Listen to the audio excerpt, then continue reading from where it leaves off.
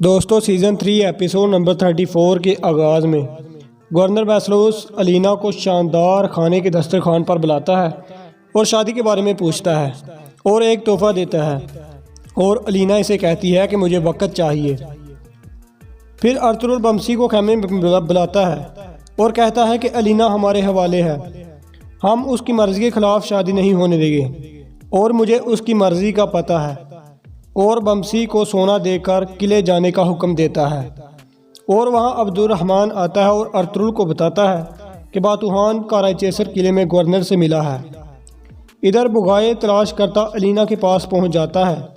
फिर अलीना को बुगाए की गद्दारी और बातूहान के गठजोड़ का इल्म हो जाता है। बातूहान बुगाए को सोना और इस्लाह का रुमाल देता है और कहता है कि इसके भाइयों को जाकर दिखाओ। फिर उराल अपनी बीवी को कहता है कि मुझे बेवकूफ़ बातूहान को मारना होगा, कहीं वो इस्लाह खतून को सब कुछ ना बता दे। फिर अर्तुगरुल का बेटा गंदूज पूछता है कि मैं सरदार कब बनूंगा। अर्तुगरुल कहता है कि जब बड़े होगे। इतने में एक सिपाही आकर अलियार के इस्लाह की गुमशुदगी का बताता है, जिस पर हलीमा को हसद होता है कि अर्तुगरुल उनकी मदद क्यों करने जा रहा है। दूसरी तरफ अलियार कहता है कि अगर इस्लाह को कुछ हुआ तो उराल मैं आपको कबीले से निकाल दूंगा, जिस पर वो आग बगोला हो जाता है और अलियार को मारने की कोशिश करता है।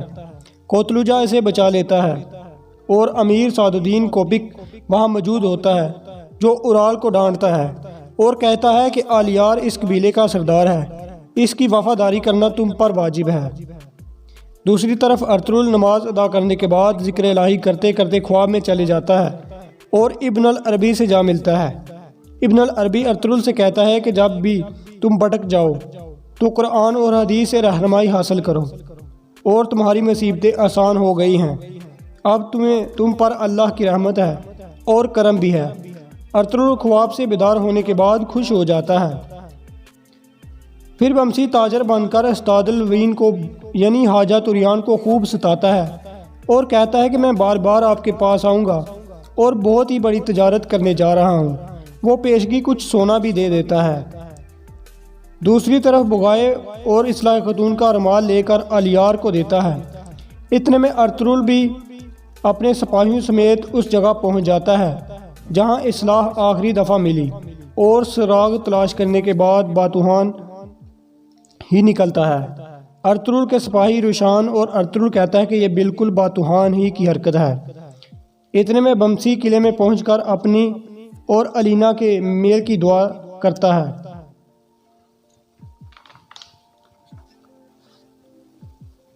फिर अर्तुगरुल कोपी को सब निशानियों समेत बताता है कि यह काम बातूहान का है और ये रुमाल जिसने दिया है उसने फंदा डाला है। मैं अभी निकलता हूँ, अलियार की जान को खतरा है।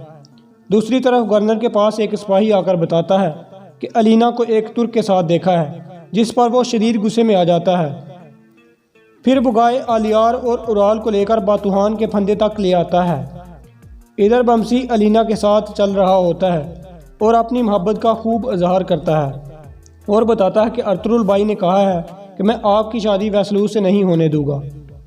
इतने में काराचेसर के सिपाही आ जाते हैं और बम्सी इनसे झगड़ पड़ता है और वो बम्सी को ले जाते हैं और कैदखाने में डालने की धमकी देते हैं।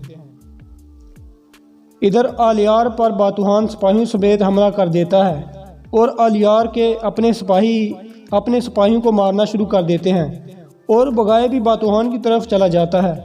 फिर वहाँ सिर्फ अलियार और उराल बच जाते हैं और मुकाबला शुरू कर देते हैं।